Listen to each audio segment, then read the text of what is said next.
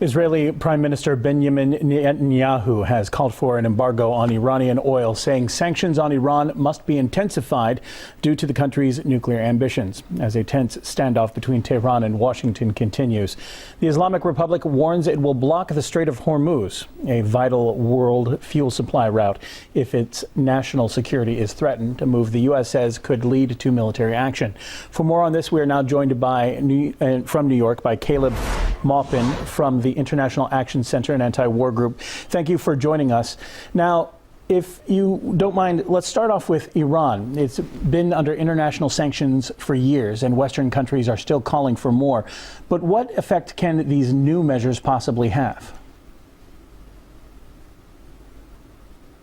These new measures against Iran are just part of a continued repression of the Iranian people, punishing them for the fact that in 1979 they rose up, they overthrew the U.S.-backed Shah, U.S.-backed dictator, and they took the oil for themselves. The U.S. has never forgiven them for that, and they continue to seek to isolate and threaten Iran. And that's why I'm excited about the February 4th National Day of Action coming up, when people all throughout the United States are going to take to the streets against these sanctions, these assassinations of nuclear scientists, and these threats of war, because the Iranian people have the right to control their own oil resources. That's what this war is, these threats of war and this continued isolation is really about. It has nothing to do with fear of nuclear weapons.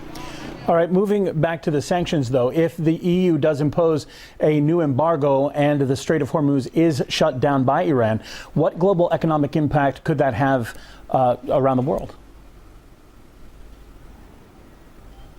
Well, we saw what the sanctions on Iraq did in the lead up to the Iraq war and the invasion. And they resulted in thousands and hundreds of thousands, if not millions, of deaths of innocent Iraqi children that starved to death. You know, this is the 1%.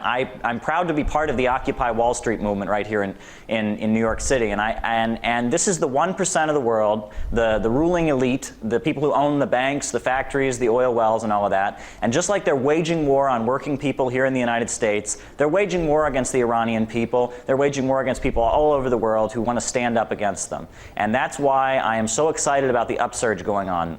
My enemies aren't in Iran. My enemies aren't in Africa or in Asia. My enemies are right here in New York City on Wall Street. It's the banker elite that runs this country, and it's time we stand up against them. So any threat of war against Iran must be strongly opposed. Any continued efforts to isolate them, it can only hurt the people of the world, and it can only benefit the ruling elite.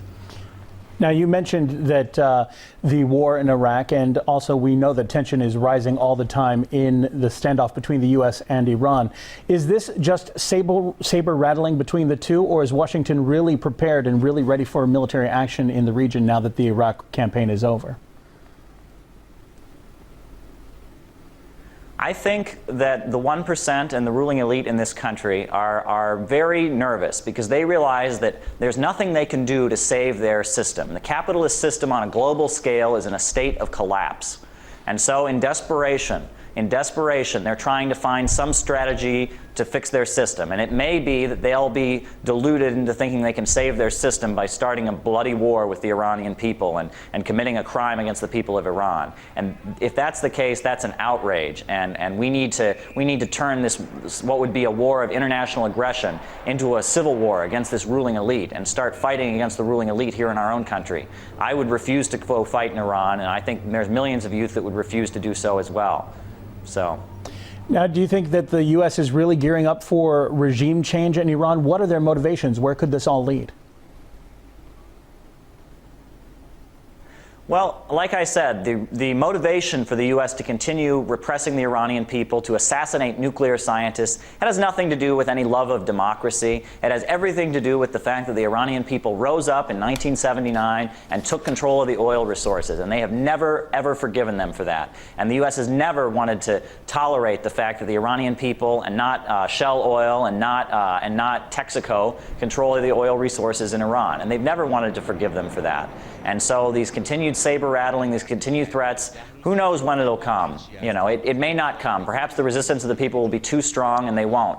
But I don't know. But any threats of wars must be strongly opposed, because these kind of wars serve the ruling elite, they serve the Wall Street bankers, and they don't serve working class people. There are millions and millions of unemployed people in this country. If they cut the military budget, they could put people to work. There could be jobs, but there's not jobs, there's war. There's continued threats of war. And that's why February 4th is going to be a great day in the U.S., where the people say, our enemies aren't here in the United States, or our enemies aren't in Iran, they're here in the United States, in the halls of power, in Congress, and on Wall Street. All right. Thank you very much. Caleb Maupin from the International Action Center and Anti-War Group. Thanks for joining us.